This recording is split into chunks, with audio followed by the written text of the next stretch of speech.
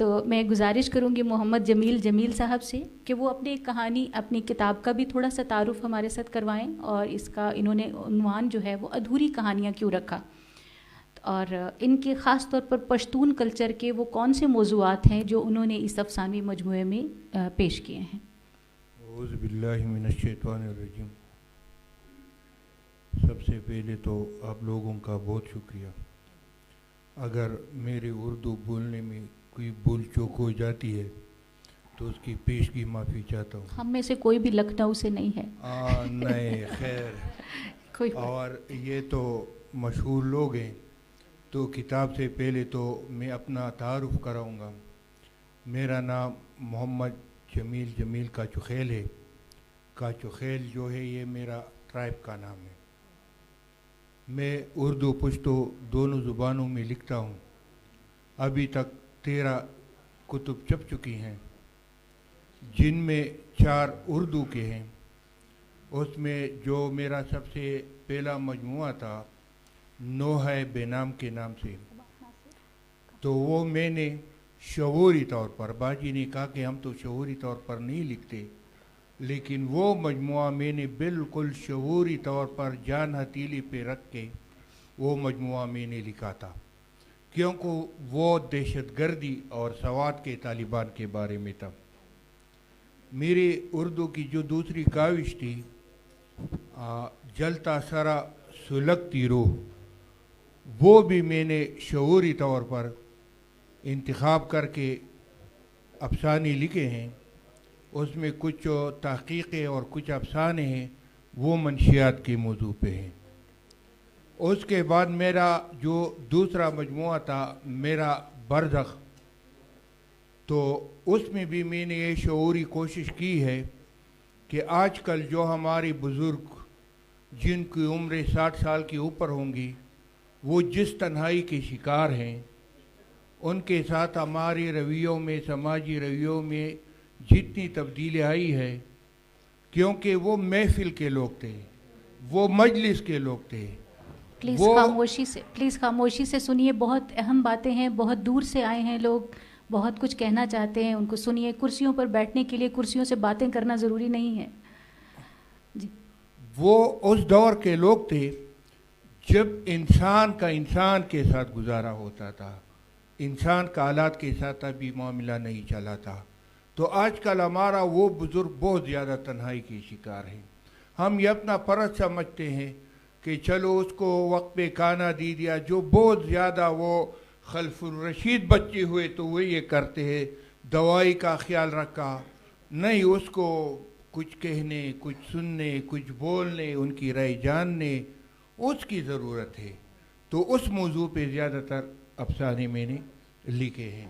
اس کے بعد میرا جو چوتھا مجموعہ ہے ہم خاک نشین، اس میں کچھ فلسفیانہ مباحث ہیں اور کچھ اور میں پشتون عورت کے لحاظ سے میں نے بہت کہانیاں لکھی ہیں، جس میں اس کے دونوں پہلو ہیں کہ ایک پشتون ماں کیسی ہوتی ہے، ایک پشتون ماں کیسی ہوتی ہے، پشتون بیوی کیسی ہوتی ہے، پشتون بزرگ کیسے ہوتے ہیں۔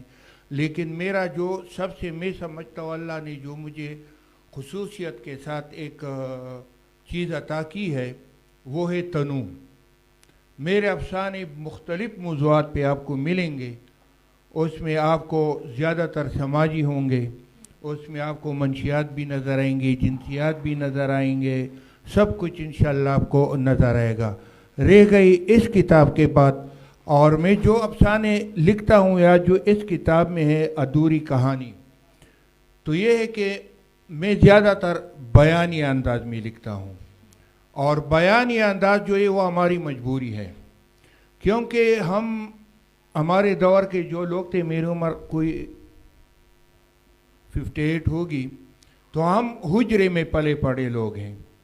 حجروں میں لوگ کہانیاں سناتے تھے، اور ان کا ایک خاص ٹیم، ایک خاص ریدم سنانے کا ایک بہترین انداز ہوتا تھا، وہ بہترین داستان گو تھے۔ تو ہماری ذہن میں وہ افسانے میں کہانی پن کا جور و جان ہے، وہ جڑ پکڑ چکا ہے۔ اب وہ ہمارے ذہن سے نہیں جاتی. مجھ پہ اعتراض بھی بہت ہوتے ہیں کہ یار آپ کی کہانی, میں کہتا ہوں افسانے میں کہانی نہ ہو تو افسانہ ہی نہیں ہے. سب کچھ ہو سکتا ہے, کہانی ہی افسانہ ہے, افسانہ ہی کہانی ہے. تو اس میں جو پہلے دو کہانیاں ہیں, ایک ہے خدای وحالی مور ممتا کی ماری, اردو میں ہے. یہ علامتی کہانی ہے جس میں ایک مرغی ہے اور اس کو بطخ کے بچوں پر وہ بٹا دی جاتی ہے. جب اس کے بچے نکل آتے ہیں تو ایک ندی میں کھیلتے ہیں, اوپر سے سیلاب آ جاتا ہے. تو وہ مرغی تو وہ جب سیلاب آتا ہے تو وہ مرغی بہت بے چین ہو جاتی, ماں ہے نا, تو بچے تو بطخ کے ہوتے ہیں تو وہ سیلاب میں بچ جاتے ہیں, لیکن اس کی بیچاری جو ماں ہے وہ ڈوب جاتی ہے. اس کے بعد میں نے ایک اور کہانی جو اس میں رنا کے نام سے, اس کا نام روشنی ہے. اس میں قرآن مجید استعارہ ہے اور آج کل کے مسلمانوں کا استعارہ چمکادر ہے کہ کس طرح ہم سے ہماری جو اپنی اصلی اور حقیقی روشنی تھی وہ ہم نے یا فراموش کر دی ہے یا ہم سے چھن گئی ہے. اس کے بعد جو اس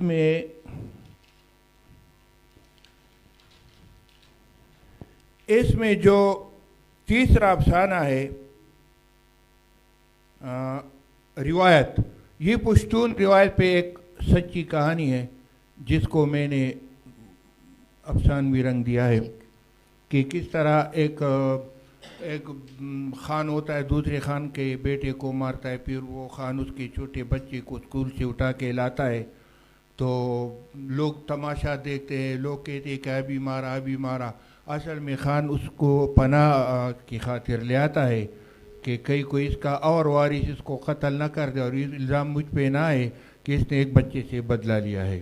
تو یہ ہماری پشتون روایت ہے. اس کے بعد جو ہے اس میں ہے جالی نہ ترجالی. ہماری عورتوں کو, جو بہنوں کو جو ٹوکرے لگتی ہیں, جو وہ دھوکہ کھاتی ہیں, تو یہ خواتین کے موضوع پہ یہ افسانہ ہے کہ جال آشیاں سے جال تک کا سفر کیسے ہوتا ہے. اس کے بعد اصل میں اس میں بہت ساری کہانیاں ہیں, 18-19 ہے, لیکن ادھوری کہانی ہے کہ میرے خیال میں کہانی کبھی پوری نہیں ہوتی. ہر کہانی کے آگے بھی کچھ کہانیاں ہوتی ہے, ہر کہانی کے پیچھے بھی کچھ کہانیاں ہوتی ہے. پھر میں نے اس میں ایک تکنیک کے لحاظ سے ایک تجربہ کیا ہے کہ میں نے ایک افسانے میں میرے خیال میں 4 یا 5 افسانے اور سمو لیے ہیں. پھر لیکن اس کے وحدتی تاثر میں کوئی فرق نہیں آیا ہے. میری ماں مجھ سے کہتے کہ مجھے کہانی سناؤ, تو میں کہتا ہوں کہ اب تو میں بوڑھا ہو گیا ہوں, وہ روحانی سا ماحول ہوتا ہے. تو اس میں اس کو بار بار گاؤں کی جو لوگ ہیں, جو اس میں خواتین بھی ہیں, مرد بھی ہیں, حضرات بھی ہیں, تو وہی کہانیاں وہ مختصر سی اس میں دیے. تو یہ ادھوری کہانی ہے.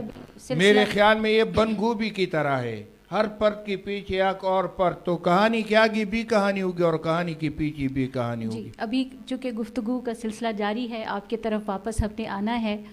میں چھوٹا موٹا فکشن کی نقاد کی حیثیت سے ایسے ہی ایک جملہ میرے ذہن میں آ رہا تھا اور بڑا مجھے چاہا میں نے کہ میں آپ سے ذکر کروں. جیسے انہوں نے کہا ممتا کی ماری, تو یہ ہماری مادری زبان کے بارے میں بھی ہو سکتا ہے کہ وہ خود تو ڈوب گئی ہے لیکن اس نے بہت ساری چیزوں کو بچا بھی لیا ہے.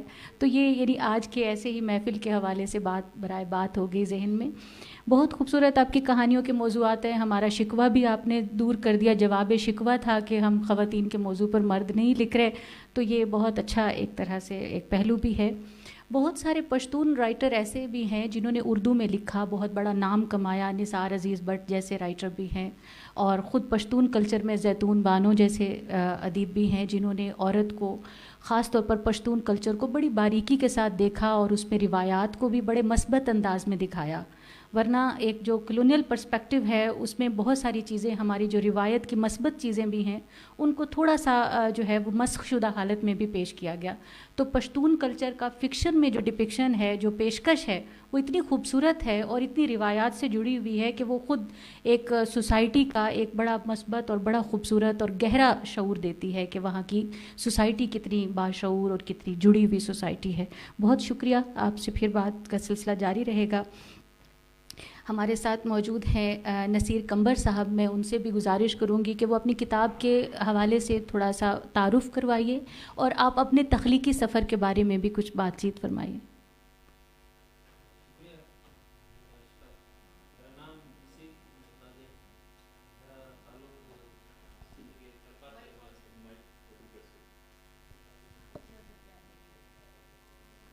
تھرپارکر ضلعوں سے ہے اور وہی تھر جس کا نام آتا ہے سب کے ذہن میں ایک ریگزار آ جاتا ہے.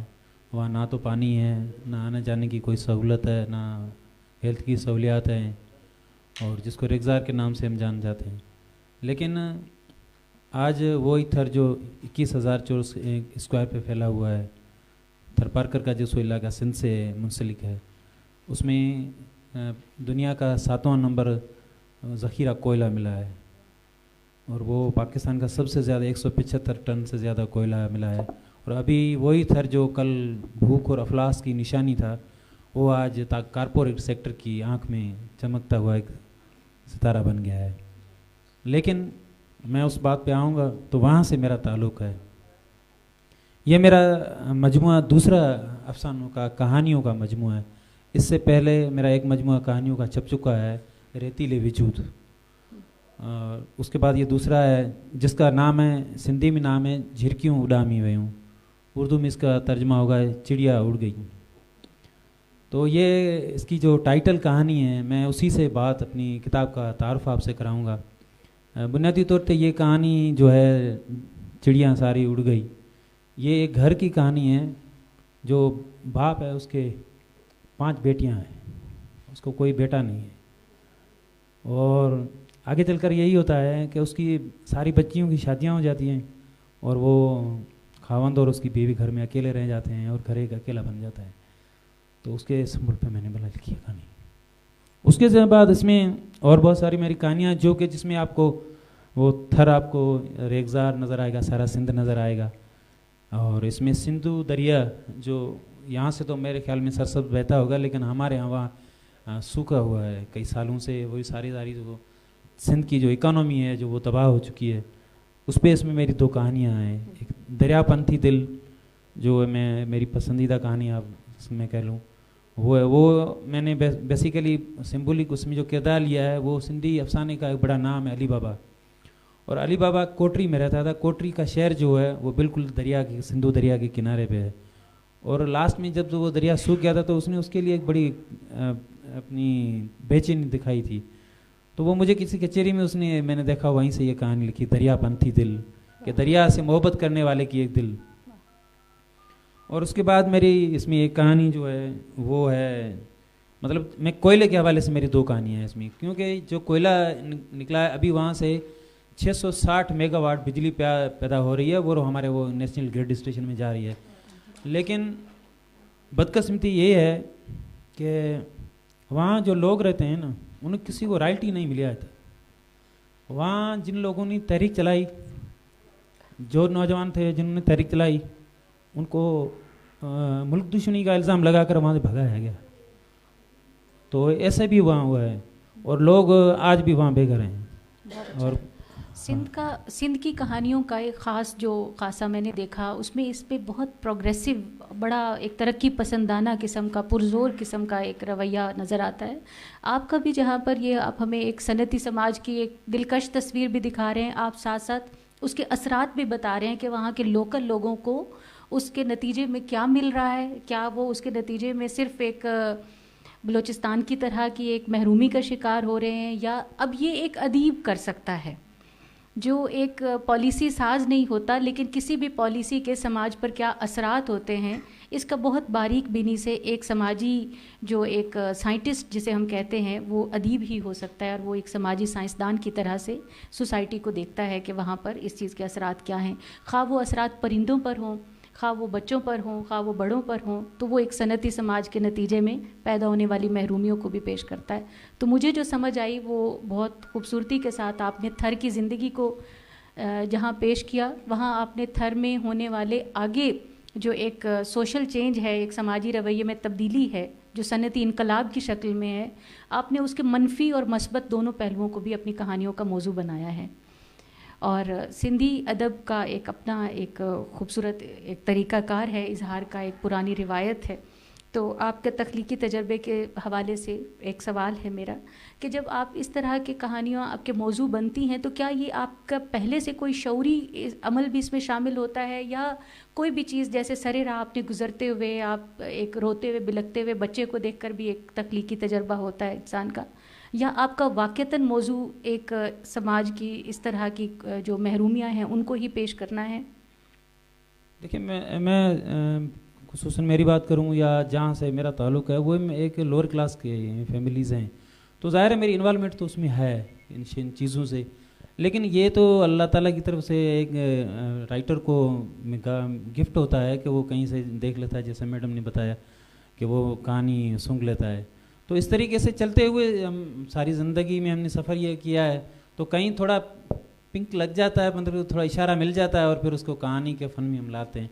تو ان میں جتنی میں نے کہانیاں لکھی ہے شاید ان میں کہیں نہ کہیں میری تھوڑی زیادہ انوالومنٹ ہے، یا آنکھوں سے دیکھا ضرور ہے، اسی نے مجھے متاثر کیا اور وہی کہانیاں وہیں سے لکھی ہے. بہت اچھا، بہت